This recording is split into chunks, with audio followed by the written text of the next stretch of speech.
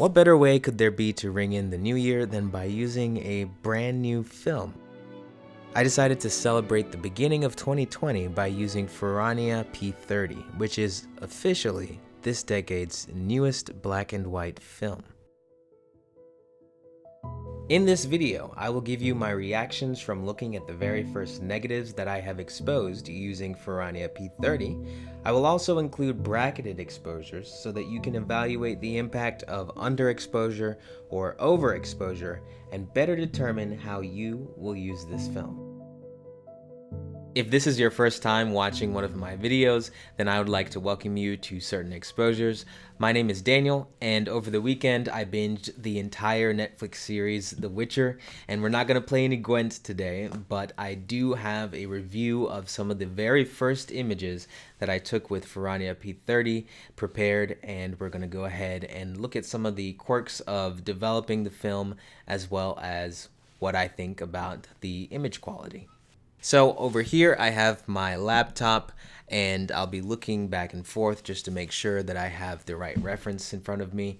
And by the way, I have these Hughes reels as well, and that's because I'm going to talk about something very specific to the loading process for this film.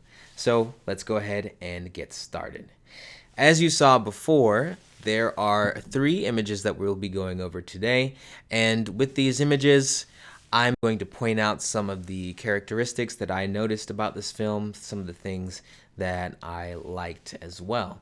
And I'd first like to start off though by talking about the development process. So on my website, certainexposures.com, you can get a very detailed breakdown of how I developed this film. I actually used a process that was not listed as one of the recommended or suggested processes by Ferrania, but it worked out well in my opinion. And I also talk about the exact process that I used for metering the film when I was shooting these exposures. So each shot is bracketed. I have a proper exposure, a underexposed image, and a overexposed image. So I'll be talking about these as we go through the 3 images. All right, if you watched my unboxing video, I talked about the fact that Ferrania suggests that you develop this film on your own, but they do provide instructions if you send them the film rolls off to a lab. So if you're going to be developing this film on your own, then you might be wondering, how hard is it to get this film onto a reel? Not everybody uses stainless steel reels. I like using these Hughes stainless steel reels. But I can tell you right now that this film is incredibly easy to get on these reels, mainly because it is so thick. The emulsion feels very thick when you pull it out of the canister for the very first time, so it's not loosey-goosey and flopping all over the place when you're actually trying to put it on the reel. And that is something that might be nice for people using stainless steel reels. And I've never used a plastic reel before, but I imagine that that can only help as well. So actually, I have another motion picture film here. This is Kodak Vision 250D. And in my experience, 250D is somewhat easy to load onto a reel as well. So if you've never used a stainless steel reel before, I like the Hughes reels because they have a little notch on each side in the middle here.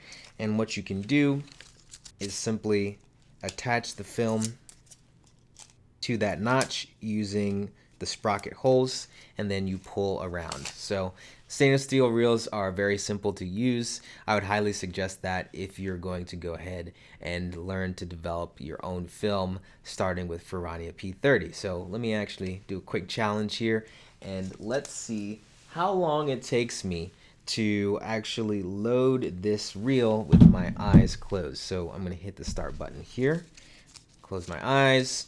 So we have the reel, we have the film, and as I said before, Ferrania P30 is very thick, so it's easy to simply slightly tug the film and then roll it around just like this. I've heard a lot of people say that stainless steel reels are difficult to use and that it's pretty much impossible to get the film on there, but with enough practice, it becomes a very simple exercise. And like this, you can have the film on the reel properly and go ahead and start developing. All right, so that took me 40 seconds, 41 seconds, and I would say that Ferrania P30 is just as easy to get on the reel there. I really appreciated how thick the film felt.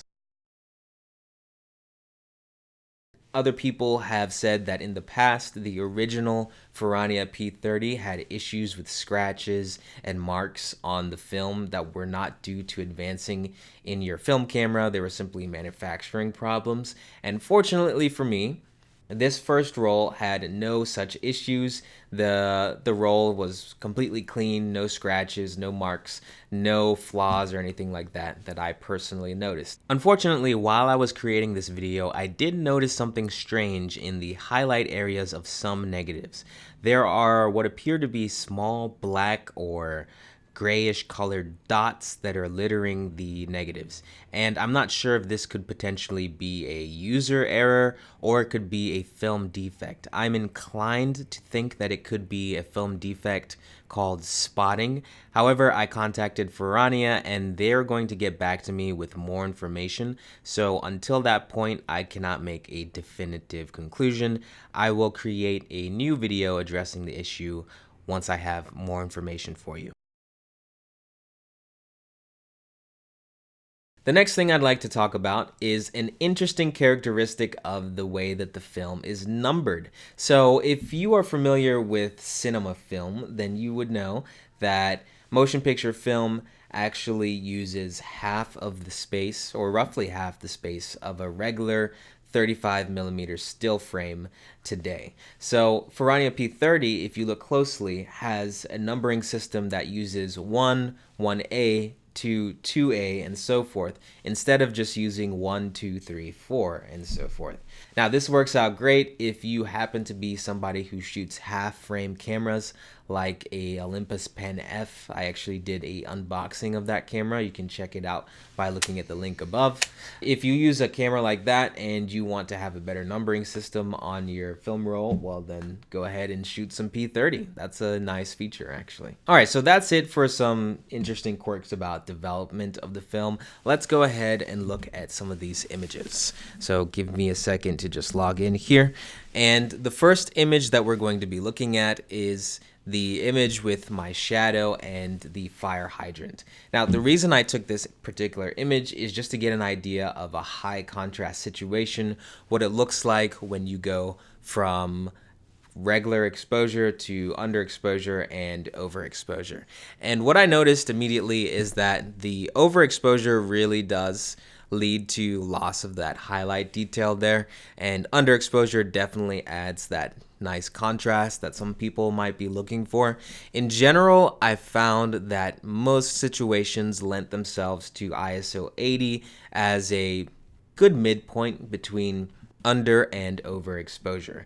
If you are going to go ahead and dodge and burn when you edit this negative, then you can definitely get some good detail out of a exposure shot at ISO 80. You might have some issues with a exposure that is 1 to 2 to 3 stops overexposed. By the way, in case you haven't read the notices on these files, these images were all DSLR scanned with the camera that I'm actually recording with right now, and I inverted them using Negative Lab Pro. So I've been using Negative Lab Pro for several months now.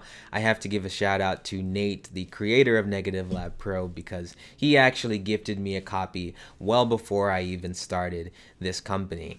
And I enjoy using Negative Lab Pro because it's very easy. There are just a few clicks to do, and then you have a negative go from a inverted image to a positive that you can actually use on social media, your website, or etc. So I love using Negative Lab Pro, and I would highly recommend it if you're in the market for something that will take your image from an inverted image to a positive very easily. So next image here is this stop sign. And by the way, none of these images are going to end up in Magnum or winning any awards, but they are good examples of what you can expect for bracketed shots with Ferrania P30. So this image here happens to be one that is backlit. So the subject is this stop sign, the sun is backlighting the subject. And so in this case, you would normally take maybe a one stop overexposed image just to get more detail on the stop sign there.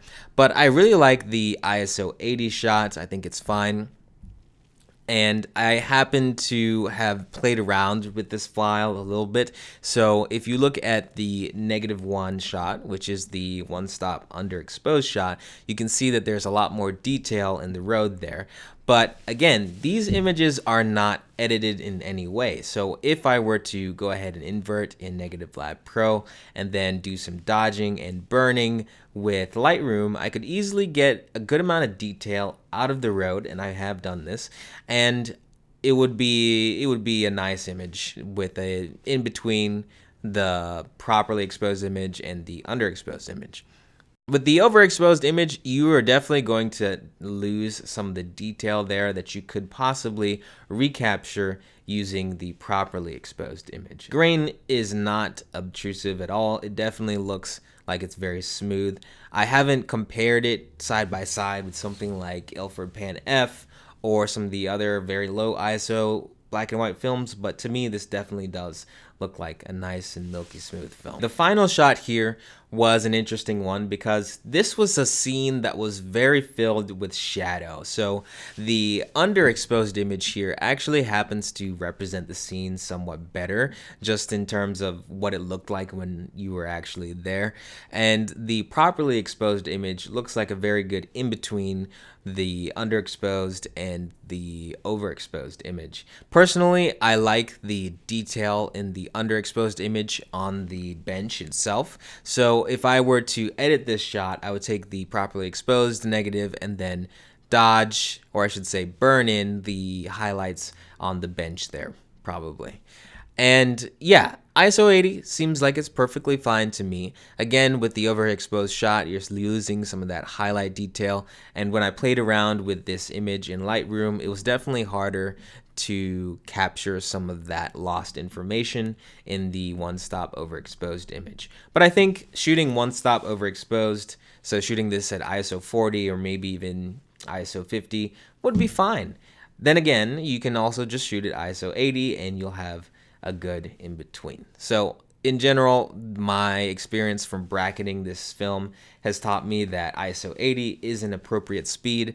ISO 100, or I should say ISO 160, which would really be shooting at one stop underexposed, would probably not be appropriate in many situations, just because of all the shadow detail that you're going to be losing. I'd once again like to recommend that you head on over to my website, certainexposures.com, to get the full story here, because I go into detail about how I metered every scene with an eye on consistency so that you could actually evaluate one scene against the other and look at these bracketed shots and come to a meaningful conclusion. I also talk about all the tools that I used when I was scanning this film, when I was shooting the film, and when I was actually developing the film. So I even go into the developing time that I used for Ilford DDX, which is what I developed this film with. So this is the end of the video. Thank you for watching, and be sure to like, subscribe if you found this content useful, and I'll see you in the next video.